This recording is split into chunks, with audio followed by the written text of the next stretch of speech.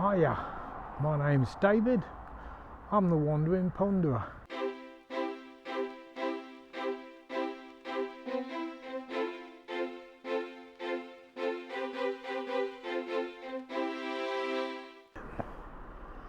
I'm standing opposite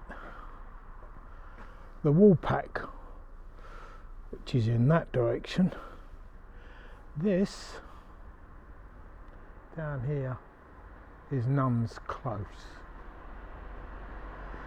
Now, if I'm not mistaken,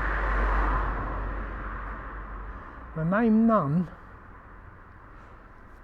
is the same name as a famous Dick Nunn, and he caused quite a stir in the town back in the 1800s. Dick Nunn was born into a Victorian era where poverty was rife and squalid conditions were just the mainstay for most of the people living in Coggeshall. Dick Nunn grew up in a rough area, and the housing was known as Rotten Row because of the condition of the houses. His mother died when he was 3.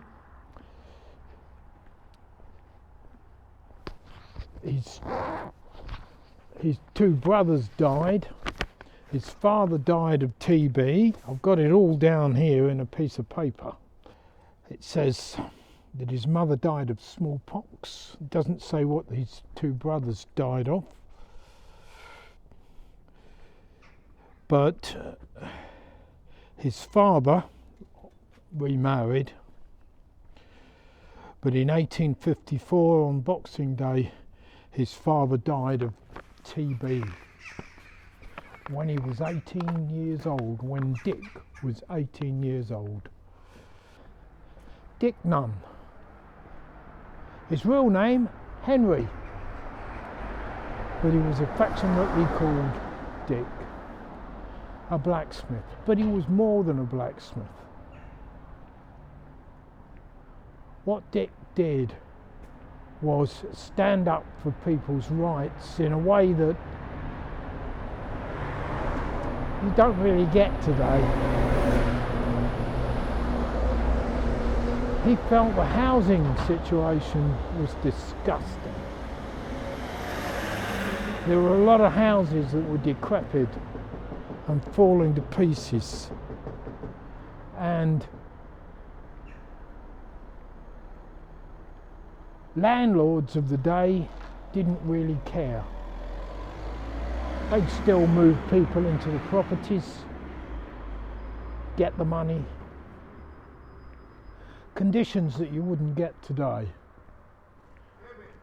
And there was a house where I've just been, up there near the church gate. So I got disturbed and asked the question, which is, what things that happen to you when you walk around the streets doing a piece, you get disturbed right in the middle of your flow. So I had to switch the camera off and answer some questions. But I've got this piece of paper. I was right in the middle of talking about Dick Nunn, Henry Nunn, and I'm going to read you just a little bit of what I was trying to talk about knocking down a house, a cottage. Right, it says here that Dick was a man of very strong opinions. In 1879, he found a man manacled and leg ironed by the police. Doesn't say where it was, for what he thought was a very trivial offence. So he nipped off, collected his tools from his blacksmith shop, came back to the man and removed the manacles and the leg irons, and he said that it's the worst case of policemanism. He coined the phrase policemanism. Now that phrase followed Dick in the things that he did, because he was outraged that people should live in squalid conditions. Having lived in squalid conditions himself in Rotten Row, a lot of these people actually paid rent for their accommodation, so the landlords didn't care. And so Dick pulled down some of these houses when they were empty, not when people were living in them. And one such house was up by the church gate.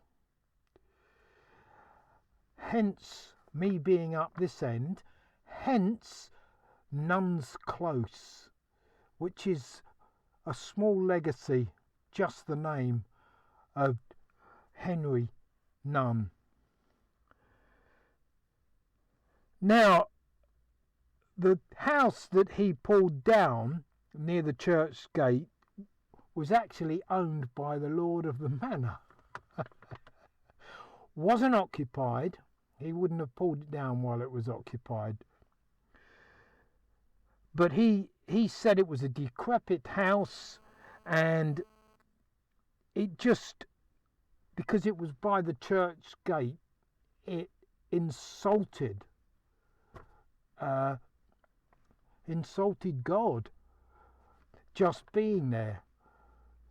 And he demolished it, despite being warned by solicitors, the solicitor from the lord of the manor. Now, he did get arrested and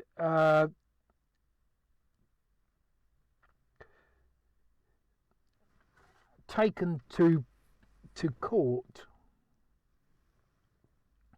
for doing these things, but he got away with this one at the church. But he started demolishing another cottage on Grange Hill, which is where Grange Barn is, up the hill up there. And he actually got arrested. He got pulled off the roof. I'll read it to you. He said one hot day on Grange Hill, he was subject to policemanism himself. Challenged by a constable, he declined to come down from the roof and entertain the crowd by swearing that he wouldn't get down for £50, a figure he later increased to 100. Eventually, to a lot of booing from the crowd when this happened, he was pulled off the roof by the leg, and as he slid down the roof, the crowd were much disappointed, so they booed the police. And he was taken to Whittam Court, and as he mounted the steps of the cart that they put him in to take him to Whittam Court, the trap they call it, the horse and trap,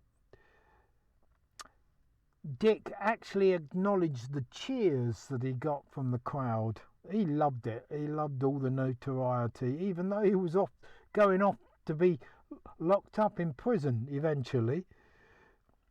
The word got to Kelvedon, and they hadn't even arrived there. And as he rode through Kelvedon in the back of this trap on its way to court in Whittam, the crowd lined the streets and were cheering him along the way. At Whittam, he refused bail and he ended up in Chelmsford jail. A visit he later said to be much enjoyed, and he even praised the food. He was in court again when he and a gang of men he hired began to dig up the roadway at the top of Grange Hill. Grange Hill was very steep, and what Dick hated more than anything was the cruelty inflicted on the horses, the animals, trying to drag stuff up that steep hill. He didn't just love humans, he loved animals as well. From this beautiful story, so he hired a bunch of men, and what they wanted to do was flatten the brow of the top of the hill, lessen the climb for the animals. And he and a bunch of men started to do this, but he was arrested again, and he took his own solicitor to court for breach of promise, so it says here. So obviously, but that's another story. It says there's so much in this man's life, which is why I'm doing a video. I can't cover everything on this, but I'm hoping next to go to see Nunn's Bridge.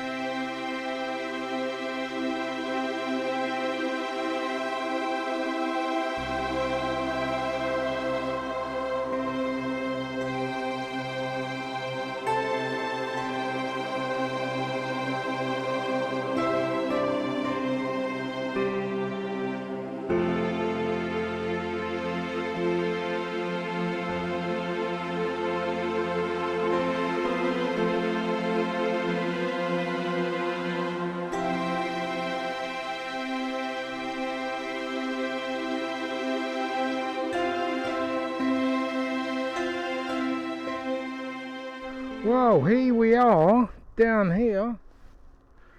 This is Nunn's Bridge.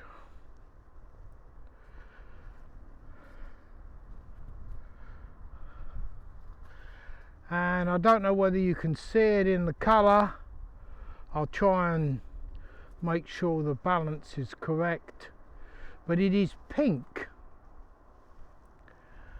A pink bridge, And that's how it originally was, a pink bridge.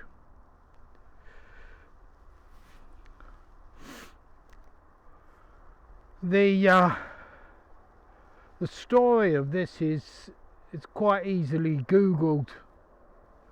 If you look on the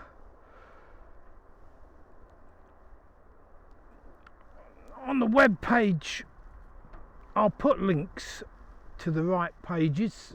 I'm going over it now. This is what it looks like from my view. It is amazing, and you get a good view of the river from here.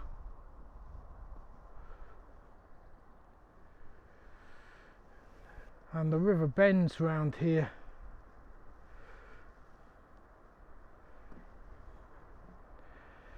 It's had a few knocks in the past,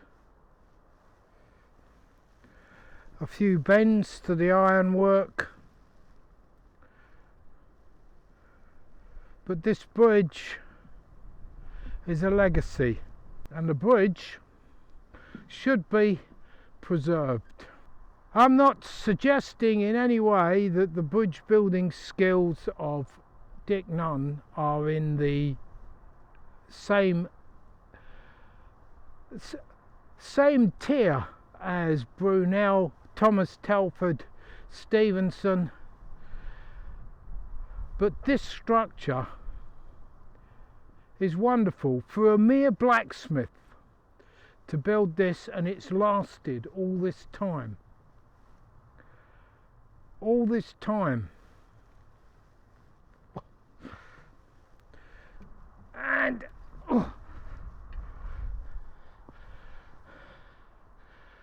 this is the amazing thing about Henry Nunn. Why did Dick Nunn build the bridge? To preserve an ancient footpath, a right of way. And we're on the Essex Way here, and there used to be a bridge there across the river, and I'll put the date in underneath. That bridge fell into disrepair and started to fall to pieces, and as a gift Dick Nunn built a bridge to replace it. In Henry Nunn's day, this wasn't the only footpath he preserved. There's another one a bit further up the town, which I will save for a different video. He was a lover of animals, he was a lover of people. He just fought for people's rights. The normal people, you and I.